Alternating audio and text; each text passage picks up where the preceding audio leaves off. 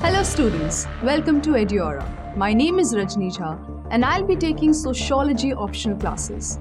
In today's session, we are going to talk about the four modes of production. Let's try to discuss them briefly. The first one was the Asiatic mode of production. The concept of Asiatic mode of production refers to a specific original mode of production.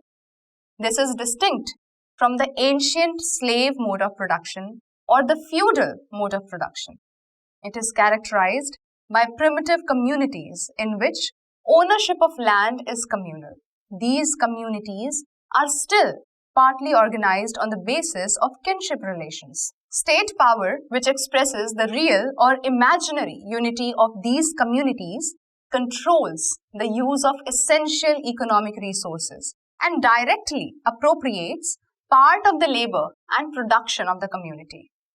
This mode of production constitutes one of the possible forms of transition from classless to class societies. It is also perhaps the most ancient form of this transition. It contains the contradiction of this transition, that is, the combination of communal relations of production with emerging forces of the exploiting classes and of the state. The concept of Asiatic mode of production is inadequate because there was no class, no concept of private property. The entire property is owned by the society, so that no individual has access to it.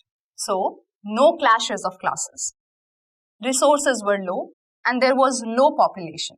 Gradually, towards the end of primitive communism, there were certain groups of people who were physically strong, and so towards its end, the concept of private property came into being. So, primitive communism could not survive and there emerged a different type of society. Next is the ancient mode of production. According to Marx, every part of history has its endpoint. So primitive communism was to go and slavery came into being. People who had physical, political and material strength had authority over others. So two classes were found. And this is where the concept of private property emerged. There were two classes, the owning class, they are the masters, and the non-owning class, they were the slaves. Marx has tried to suggest that in course of time, different people grabbed certain plots of land, as a result of which a large number were left rich. So they had to depend on these owners in order to make a living. And it was on rising. So, when they would not pay their debts, they were sold and engaged under the so-called masters. Slaves were mere chattels. They had no rights and were used like commodities. They could be bought and sold. So, individuals were slaves, and it went on resulting in a family of slaves, and masters were masters. People worked without any voice, even if the torture was unbearable. Slaves were made to work under stringent physical conditions. They were engaged in agricultural, menial, and physical labor. If the society has experienced heinous system at any point of time, it is actually slavery. So, it had to go, and another stage had to come. So, towards its end, a sort of internal struggle was found so that the slaves, peasants, started a revolution against the masters so as to release certain slaves from the clutches of the masters. Slavery is called the stage of initial agriculture, and finally, agricultural capitalism came. Agricultural innovations would take place. Technology was applied to agriculture. People started to understand the dignity of labor, and the stage came, that is, feudalism or agricultural capitalism. So the third mode, of course, is the feudal mode of production. At this stage, as Marx said, throughout the pages of history, we find two classes. They were the feudal lords and serfs. So these were the two classes, feudal lords and serfs. Lords owned the land in their favor, and their job was to lease land and employ agricultural labor in their lands. The owners who were leased had to pay certain taxes, and the laborers were given wages. This is even a heinous system, and the lords exploit it by not paying the labor its due. So Marx said that this stage was also exploitative in character. Heavy taxes were imposed on serfs. This stage could not grow much as industries were growing and people sought their job in industries and in cities. The fourth is capitalistic mode of production. Marx was very much bothered about this stage because this represented the most heinous, and migration was found from rural to urban areas. Those who worked in agricultural lands shifted to industries. There were two classes, the working class, which was the proletariats, and the bourgeoisie. Marx wanted to understand the cause of proletariat, and he wanted that the exploitative character must go and equality should be established. So, Marx was futuristic. Socialism is the stage where society is classless and it is based on the principles of equality.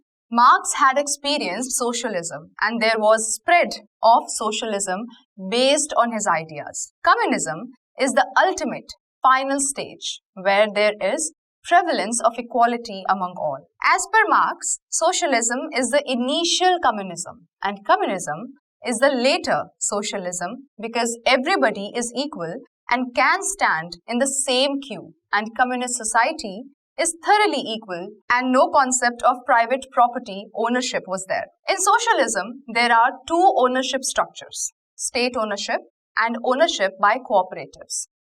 But under communism, there is single ownership, that is state or community ownership. Everybody gets as per his due and works as per his capacity. This stage was difficult to find.